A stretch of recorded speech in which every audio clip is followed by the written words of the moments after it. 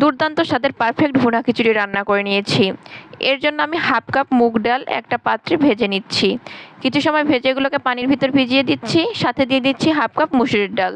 ভিজিয়ে রেখে ধুয়ে নিব। একটা পাতিলে দিয়ে দিচ্ছি হাফ কাপ তেল, 1 কাপ দিয়ে দিচ্ছি পেঁয়াজ কুচি, বেরেস্তা করে ভেজে অর্ধেকটা তুলে নিচ্ছি। গ্রেট করা রসুন দিয়ে দিচ্ছি আর গরম মশলা, সাথে দিয়ে দিব সব মশলা, আদা বাটা, রসুন বাটা, জিরা বাটা, ধনিয়া বাটা আর শুকনা মরিচ বাটা। সব কিছুকে ভালো মতো একটু পানি দিয়ে কষিয়ে নিব। সাথে দিয়ে দিয়েছি হলুদের গুঁড়া আর স্বাদ মতো লবণ। এখন মাংস দিয়ে দিয়েছি, মাংসটাকে নেড়ে চেড়ে ঢাকনা দিয়ে ঢেকে বেশ কিছু সময় কষিয়ে নিব।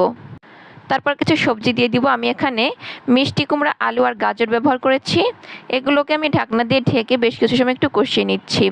কষিয়ে নেওয়া হয়ে গেলে এর ভিতর দিয়ে দিচ্ছি পোলাওর চাল আর ধুয়ে রাখা ডাল। সব কিছু দিয়ে খুব ভালো মতো আমি একটু কষিয়ে নিব।